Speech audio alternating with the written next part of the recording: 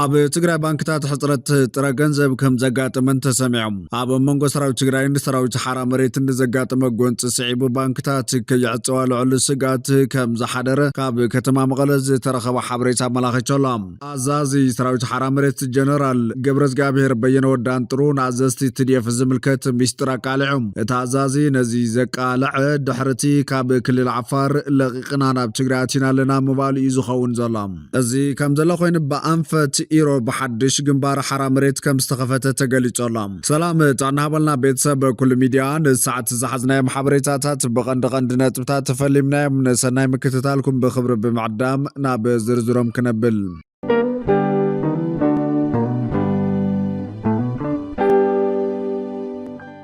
ኣዛዚ ሰራዊት ሓራ መሬት ጀነራል ገብረዝጋብሔር በየነ ወዳንጥሩ ንኣዘዝቲ ትድኤፍ ዝምልከት ሚስጥር ኣቃሊዖም። እቲ ኣዛዚ ነዚ ዘቃልዐ ድሕርቲ ካብ ክልል ዓፋር ለቂቕና ናብ ትግራይ ኣቲና ኣለና ምባሉ እዩ ዝኸውን ዘሎ። ኣብ ትግራይ ንዝለዓሉ ዘለዉ ኩሎም መሰል ተጠቃምነት ይኹኑ ካልኦት ጠለባት ህዝቢ ቁኑዕ ምላሽ ዝረኽቡ ምዕሩይ ህዝባዊ ስርዓት ምስ ዝትከል ጥራይ ምዃኑ ዋና ኣዛዚ ወተሃደራዊ ኮማንድ ፍሉይ ሓይሊ ሰላም ትግራይ ጀነራል ገብረዝጋብሔር በየነ ወዳንጥሩ ገሊጹ ኣሎ። ዋና ኣዛዚ ወተሃደራዊ ኮማንድ ፍሉይ ሓይሊ ሰላም ትግራይ ጀነራል ገብረዝጋብሔር በየነ ወዳንጥሩ ኣብ ኣናው ጉዳይ ኣድሂቡ ምስ ዕላው ገጽ ሚድያቶሪ ኣብ ዘካየደ ሰፊሕ ቃለ መሕተት ከም ዝገለጾም ኣብ ትግራይ ብተናጸል ንዝቐርቡ ዘለዉ ጠለባት ህዝቢ ይኹኑ ሰናይ ምምሕዳር ብዝሓዚ ዘሎ ጉጅለ ክፍትሑ ከም ዘይኽእሉ እውን ኣገንዚቡ እዩ። ትድኤፍ ናብ ካሊእ ድልሃመት ክርግርግዎ ሒዞምዎ ንዘለዉ ውጥን ውግእ ኣቐዲሙ ክነቕሐሉ ይግባእ ዝበለ ጀነራል ገብረዝጋብሔር በየነ ወዳንጥሮም ዝኾነ ይኹን በዝሓዚ ዝኽፈል መስዋዕቲ ትርጉም ንዘለዎ እምበር ትርጉም ኣብ ዘይብሉ ከይኸውን ምልባም ወሳኒ ኢሉ ኣብ ቀረባዋን ሕቶ ተጠቃምነት ዝነበሮም ሰራዊት ትድኤፍ ዝሓተት ጠለብ ከይረኽቡ እዮም ናብ ዓፋር እትዮም ኣቕቲሎሞም ዝበለት ጀነራል መሬት ሓደ ግዜ ጥራይ ዝወሃብ ትድኤፍ ነዚ ምሕታቱ ሓቂዩ ይግብኦ እዩ ኣነ ቀደም ነታ ትግበን መሬት ተዋሂበየ ኣብ ላዕሊ ዘለዉ ኣዘዝቲ ሰራዊት ቅድም ኢሎም 500 ካሬ ሜትር መሬት ተዋሂቦም እዮም ሕዝኸ እንታይ ይግበረሎ እንተተባሂሉ ነቲ 500 ካሬ ዝተዋሃቦም እውን ሓዚ መሊሶም 500 ክወሃቦም እሞ ድማ ነቲ ዘይብሉ 140 ካሬ ንኽወሃቦ ወሲኖም ከዓ ምስቲ መሬት ዝበሃል ዘይብሉ ተጋዳላይ ንስድራስ እውን ተመዝጊቦም ተሰሪዖም ኣለዉ ጋደ እዩ። ከምዚ እንተኾይኑ እቲ ሰራርሓ 500 ካሬ መሬት ንምርካብ ክበሃል እቲ መኸተ ክቕፅል ክነዋሕ ማለት እዩ ኢሎም ትድኤፍ ብድሮን ተወቂዑ ውዕሊ ሰላም ፕሪቶርያ ተጣሒሱ ይብሉ ኣበይ ተወቂዑ እንተልካዮም ኣብ ቶንሳ ይብሉኻ ናብ ክልል ዓፋር ዘሊቑ ናብ ቶንሳ እንታይ ክገብር ኣትዩ ንዝብል ሕቶ ግን መልሲ የብሎምን ብሂወት ጀጋኑና ምልጋጾም ግን የሓዝን ድሕሪ ምባል ኣብ ትግራይ ንሕቶ ስድራ ስዋዕት ጠለብ ተጠቃምነት ትድኤፍ ጠለብ ተጠቃምነት ካብ ሰራዊት ዝተሰናበቱ ጠለብ ውዝፍ ማህያ ሰራሕተኛ መንግስቲ ይኹን ካሊእ ቦዞም ሕዚ ኣብ ስልጣን ዘለዉ ውሕዳት ጉጅለ ዝፍትሕ ኣይኮነን። እዞም ኩሎም ጠለባት ዝፍትሑ ኣብ ትግራይ ምዕሩይ ስርዓት ምሕደራ ምስ ዝትከል ጥራይ ክብል ኣመላኺተሎ እቲ ጀነራል ውዝፍ ደመወዝ ፍሉይ ሓይሊ ኣነ ኣብ ዝነበርኩሉ እዋን እቲ ገንዘብ ተቐሚጡ ነይሩ እዩ ፌርማ ወዲ ወረደ ጥራይ ዝተርፎ እንዳተባሃለ ዓመታት ተቆፂሩ ነቲ ተቐሚጡ ዝነበረ ገንዘብ ሓዚ ኣጠፋፊኦሞ እዮም ናብ ካሊእ ፀገም ተኣትዩ ዘሎ ኣፍቲ ጥንኩርዋን ውግእ ንዝነበሩ እሞ ድማ ከቢድ መስዋዕቲ ናይ ዝኸፈሉ ፍሉይ ሓይሊ ፖሊስ ካብ ፔሮል ኣልዒሎም ክንከራተቱ ምግባሮም ሕልናኻ ዘይቕበሎ ከቢድ በደሊ ብምባል ነቲ ኩነታት ተቃሊዕሎም ጀነራል ገብረዝጋብሔር በየነ ወዳንጥሩ ዝእዝዞ ሰራዊት ካብ ዓፋር ለቂቑ ናብ ትግራይ ከም ዝኣተወ ምግላፁ ዝዝከር እዩ። ጀነራል ወዳንጥሩ እቶም ንሱ ዝመርሖም ዕጡቓት ኣብዚ ግዜ እዚ ካብ ክልል ዓፋር ወፂኦም ናብ ከባቢታት ትግራይ ብምእታዎም ብዛዕባ እቲ ኣብ ክልል ዓፋር ዝካየድ ዘሎ ኩነታት እኹል ሓበሬታ ከም ዘይብሉ ብምግላጽ ካብ መጀመሪኡ ንሕና ኣብ ትግራይ ውግእ ንምካየድ ስልሚ የብልናን ምክንያቱ ንሕና ዝወፃና ኣብ ትግራይ መንበረ ሲኢኖምና ኣብ ትግራይ ተዛሪብና ክሰምዓና ዝኽእል ሰብ ሲኢና ምዝራብ ሃጥያት ኮይኑ ምዝራብ ድማ ምስዳድን ቤት ማእሰርትን ኮይኑ ጨኒቁና ኢና ወፂና እምበር ንዋግኦ ጽላይ ወይ ሓይሊ ኣብ ትግራይ ስለ ዘሎ ይኮነን ዝብል ምላሽ መሃቡ ዝፍለጥ እዩ። ወሲኹ ድማ ኣብ ዝዋን እዚ ናብ ትግራይ ከም ዝኣተው ብምጥቃስ ኣብ ዓፋር ጥራይ ዘይኮነስ ኣብ ትግራይ እውን ክንቃለስ ኢና ክብል ገሊፆም እዚ ከም ዘሎ ኮይኑ ብኣንፈት ኢሮብ ሓድሽ ግንባር ሓራ መሬት ከም ዝተኸፈተ ተገሊፆም ሰላማዊ ቃልሲ ድሕንነትን ህላውን ብሄረሰብ ኢሮብ ምውሓስ ብዘይምኻሉ ትንታግ መናእሰይን ጀጋኑ ምኩራትን ደቂ ህዝቢ ንህላወት ብሄር ንኸረጋግፁ ንኸውሕሱን ኣካል ግንባር ቲፒኤፍ ኮይኖም ኢሮብ ዋዶ ብዝብል ብናይ ቃልሲ ሽም ብረት ተልዒሎም ሓራ መሬት ከም ዝወረዱ ይስማዕ ዘሎ። ህዚ ሕዝቢ ሮብ ክሳዕሎም ምስ ሕወሓት ሰሊፉ ዝተቃለሰ ቃልሲ ኩሉ ፀረ መንነቱን ህላውኡን ዝገበረ ኮንቱ ቃልሲ ምንባሩን ንድሕንነቱ ውሕስና ከቦ ከም ዘይከኣለን እዮም ብዙሓት ዝገልጹ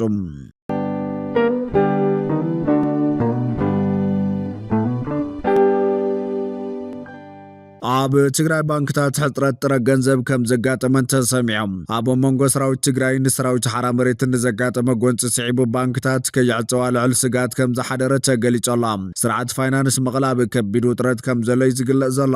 ኣብ ታሪኽ ከተማ ትግራይ ዝኾነት መቐለ ነበርትን ነጋዶን ካብ ባንክታት ብርክት ዝበለ ገንዘብ የውፁ ብምህላዎም እተን ባንክታት ናብ ቅልውላው ሕፅረት ገንዘብ ከም ዝኣተዋ እዩ ዝስማዕ ዘሎ ኣብ ዝሓለፉ መዓልታት ኣብ ከተማ ብዘጋጠመ ስኽፍታታት ፀጥታን ስጋት ኩናትን ዘንቆሎ ረዓድን ገለ ጨናፍር ባንክታት ከተማ ንውስን ሰዓታት እውን እንትኾነ ሕፅረት ጥረ ገንዘብ ኣጋጢምዎን ከም ዝነበረ ዝገልጹ መሰኻኽር ዓይኒ ንኣብነት ኣብ ውሽጢ ኣሪድ ካምፓስ ዩኒቨርሲቲ መቐለ ዝርከብ ጨንፈር ንግዲ ባንኪ ኢትዮጵያ ንዝሓለፉ 2 መዓልታት ተዓፅዩ ከም ዝነበረ እታ ከተማ ድማ ብዘይተለመደ መልክዑ ረዓድ ኩነታት ፀጥታን ስጋት ኩናትን ዓሲልዋ ከም ዝነበረ ይሕብሮም ኣብ ገለ ከባቢታት እታ ከተማ እውን ሓይልታት ፀጥታ ብበዝሒ ተራእዮም ክብሎም ዝገልጹ ኣብ ዝሓለፉ መዓልታት ማለት እውን ንጎንፂ ሓይልታት ሓራ መሬትን ሰራዊት ትግራይ ንስዒቦም ንትግራይ ምስ አዲስ አበባን ካሊእ ክፋል ኢትዮጵያን ዘራኸቡ ኩሎም መስመራት መጓዓዝያ ንግድን ተዓፅዮም ምንባሮም ዝገልጹቶም መሰኻኽር ዓይኒ እዚ ድማ ንመስመር ጅቡቲ እውን ዝሓወሰ ምዃኖም ዝሕብሮም ኣብ መንጎ አዲስ አበባን ትግራይን ህዝባዊ መጓዓዝያ ንግዚ ደው ብምባል ኣብ ባንክታት ፀቕጢ ከም ዝፈጠረ እውን እቲ ፍልፍል ኣመላኺቶላ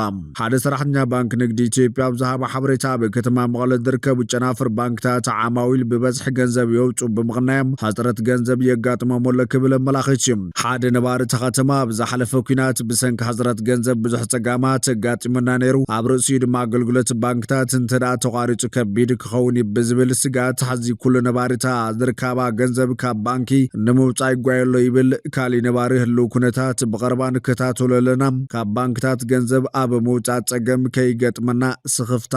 ኣለን ክብል ገሊጹ ርክብ ሕወሓትን ፌደራልን ዝያዳ ብዝሓርፈፈሉ ኣብዚ ሰዓት ምስ ጋዜጣዊ ቃለ መሕተት ዘካየደ ዶክተር ደብረጽዮን ገብረሚካኤል ኣብ ዝዋን መንግስቲ ፌደራል ውዕል ፕሪቶሪያ ካብ ዘይምፍጻም ሓሊፉ ነቲ ስምምዕ ዝጥሕሱ ተግባራት ይፍጽም ከም ዘሎን ናብ ትግራይ ዝኣቱ ነዳዲ ብምኽልካል ህዝቢ ትግራይ ካብ ማሕበረ ኢኮኖሚያዊ ምንቅስቓሳት ምትእግጓል ተመዛበልቲ ተኸታታሊ ሓገዝ ከይረኽቡ ምግባርን ኣንጻር ህዝቢ ትግራይ ዘቕንዑ ጥቓት ምስልጣን ምውዳብን ምውፋርን ግልፂ ጥሕሰት ውዕል ፕሪቶሪያ ክብል ከሲሱ በኣንጻር መንግስቲ ፌደራል ንሕወሓት ኣፅዋር ብምሕባዕ ጥቓት ብዲዲአር ከይብቶን ምትዕንቃፍ ተመዛበልቲ ከይምለሱ ብፖለቲካዊ ሸቐጥ ሓሊካ መሓዝ ላዕላውነት ሃገር ጥሒስካ ምስ ካሊእ ሃገር ጽምዶ ምፍጻም ብዝብል ይኸስስ እዩ እቲ ርክባት ቀስ ብቐስ እናሓርፈፈ ዝመጽእ ዘሎ ኮይኑ ሕወሓት ኣብ ዝሓለፈ ሰሙን ኣብ ዘውፅኦ መግለጺ መንግስቲ ፌደራል ካሊእ ዙርያ ኩናት ይፅሕትሮ ኣሎ ክብል ይከሲሱ እዚ ከምዚ ኢሉ እናሃለወ እቲ ብጌታቸው ረዳ ዝምራሕ ምምሕዳር ካብ ስልጣን ዕለዋ ብዝመስል መንገዲ ዝተኣለየሉ ኩነታት ዝተቃወሙ ገለ ላዕለዎት ወተሃደራዊ ኣዘዝቲ ትግራይ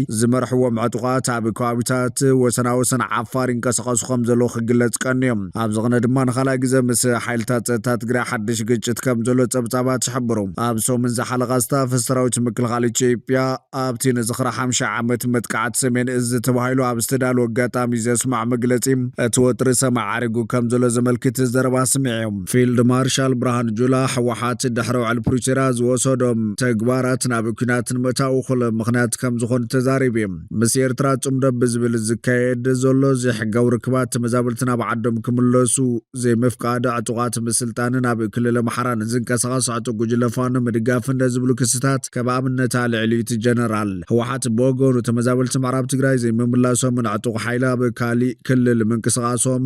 ሕገ መንግስታዊ ምዃንን ብምግላጽ ብተደጋጋሚ ናብ ሕብረት ኣፍሪካን ካልኦት ተውሓዝቲ ኣካላት ውዕል ፕሪቶሪያን ቀሬቱ ዝገልጽ ደብዳቤታት ልኢኾም እዚ ከም ዘሎ ኮይኑ መንእሰይ ትግራይ ኣብ ኩናት ከይሳተፍ ምሁራት ትግራይ ፀውያ ህዝቢ ትግራይ ዝሓለፈ ጽንተታዊ ኩናት ካብ ዘስዕበሉ በሰላ ገና ከሓውየ ሕዚ እውን ንኻሊእ ኩናት ተቓልዓይ ምዃኑ ከም ዝተሓሳሰቦም ምሁራት ትግራይ ገሊጾም ኣሎም ስለዝኾነ ነዚ ደመና ኩናት ንምቕንጣጥ እዚ ኩናት ናተይ ኣይኮነን ብዝብል ቴማ ምንቅስቓስ ከም ዝጀመሩ ዘፍለጡ ዞም ምሁራት እዚ ምንቅስቓስ ልዑል ጽልዋ ንክህልዎን ህዝቢ ንምንቅሓን ኣብ ከተማ መቐለ ሰልፊ ክካየድ ከም ዝወጠኑ ሓቢሮም ኣሎም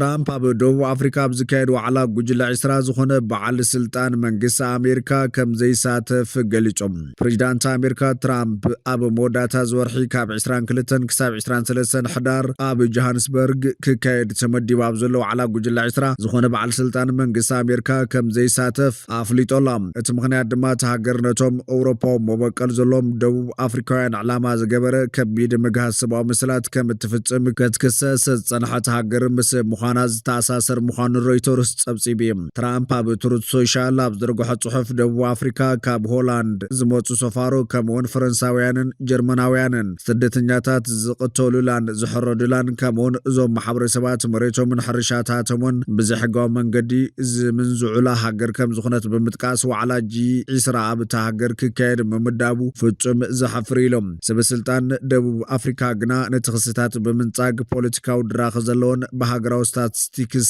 ገበን ዘይድገፍን ክብሉ እዮም ዝገልጽዎ ዘሎም። ትራምፕ ኣፍሪካውያን ኣብታ ብበዝሒ ጸለምቲ ዝነብሩላ ሃገር ብዘለዎም ዓሌት መሰረት ዝገበረ ኣጠማምታ ስደት ከም ዘጋጥሞም ይገልጽ። ከምዚ ዓይነት ምግሃዝ ሰብኣዊ መሰላት ክሳብ ደው ዘይበለ ከዓ ዝኾነ በዓል ስልጣን መንግስቲ ኣሜሪካ ዋዕላ ጉጅለ 20 ከም ዘይሳተፍ ኣፍሊጡ እዮም። ትራምፕ ዋዕላ ጉጅለ 20 ን2026 ኣብ ሚያሚ ፍሎሪዳ ከእንግድ ብሃንቀውታ ይጽበ ከም ዘለውን ኣተንቢሄሎም። መግለፂ ትራምፕ ንሓያሉ ናይ ፖሊሲ መርገጽታት ደቡብ ኣፍሪካ ዝነቅፍ ኮይኑ ምስቲ እቲ ሃገር እስራኤል ኣብ እዋን ኩናት ቃዛ ምጽናት ዓሌት ፈጺማ ብምባል ናብ ህግራዊ ቤት ፍርዲ ክትቀርብ ዝወሰደቶ ውሳነ እውን ምትእሳር ከም ዘለዎ እዩ ዝሕበር ዘሎ። ብኻልእ ወገን ዳዕመ ሰሪዕ ሰብኣዊ ኣቕርቦት ንምእታው ዘኽእል ግዜያዊ ምቁራት ተኽሲ ካብ ዝስማዕማዕ ድሕሪ ሓደ መዓልቲ ኣብ ጥቓ ካርቱም ፍንጀራ ከም ዝተሰምዐ ጸብጻባት ሓቢራ።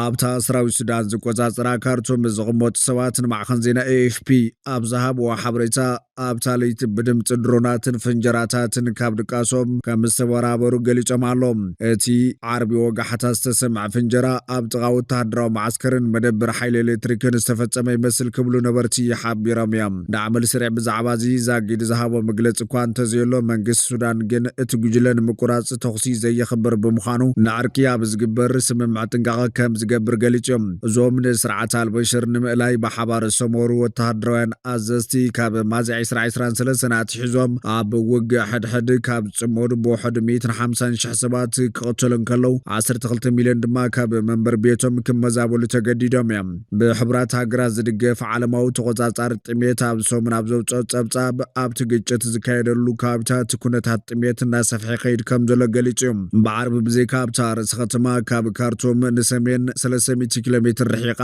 ኣብ ትርከብ ከተማ ኣትባራ እውን መጥቃዕቲ ድሮን ተኻይዱ እዩ። ኣብ ኣትባራ ዝነበረ ሓደ ሰብ ንኤፍፒ ኣብ ዝሃቦ ሓበሬታ ፀረ ነፈርቲ ድሮናት ወቂዑ ከም ዘውደቐ ብምግላጽ ኣብ ምብራቓዊ ሸነኽ ናይታ ከተማ ባርዕ ክለዓል ርየ ድምፂ ፍንጀራ እውን ሰሚዐ ኢሎም። ዳዕመ ሰሪዕ በኣሜሪካ ሕቡራት ኢሚራት ዓረብ ስዑድ ዓረብን ግብፅን ብዝቐረበ ሓሳብ ቀረባት ሰብኣዊ ሓገዝ ንምእታው ግዜያዊ ምቁራጽ ተኽሲ ከካይድ ከም ዝተስማዕምዐ ኣፍሊጡ ነይሩ እዩ። እዘን 4 ሃገራት ነቲ እማማ ኣብ መስከረም እየን ኣቕሪበንኦ ስዒቡ ቋሚ ምቁራጽ ተኽስን ስግግር ናብ ሲቪላዊ ምሕደራን ክካየድ ከም ዘለዎ ድማ ገሊፀን እየን። ኣብ ተዋንቲ መንግስቲ ሱዳን ናይ ግዳም ምትእትታው ከምኡውን ኣብ ወጻተኛታት ዕሱባት ዝምርኮስ ዓሌታውን ግብረ ሽበራውን ምልሻ ብሓደ ንዝርኢ ዝኾነ ፈተነታት ከም ዝነጽጉ ሓቢሩ እዩ። እቲ እማም ብድሕሪኡ ለውጢ ተኻይድሉ እንተኾይኑ ንጹር ኣይኮነን። እንተኾነ ኣምባሳደር ሱዳን ኣብ ደቡብ ኣፍሪካ ዑስማን ኣቡ ፋጢማ ኣዳም መሐመድ ብዓርባ ኣብ ዝሃቦ ጋዜጣዊ መግለጺ ሃገሩ ነቲ እማም ክትስማዕምዐሉ ገና ኣብ መባእታዊ ደረጃ ከም ዘሎ ገሊጹ ካብ ተመክሮና ካብ ፈለማት ኩናት ሓያል ናይ ዕርቂ ፈተነታት እኳ እንተነበረ ኣብ ኩሉ ግን ካብ ዳዕመ ሰሪዕ ኣኽብሮት ኣይተዋሃበናን ኢሎም። ነቲ ዕርቂ ናብ ሓደሽቲ ከባቢታት ንምግዓዝን ኣንጻር መንግስቲ ንምንቅስቓስን እዮም ዝጥቀሙሉ ክብል ወቒሱ እዩ።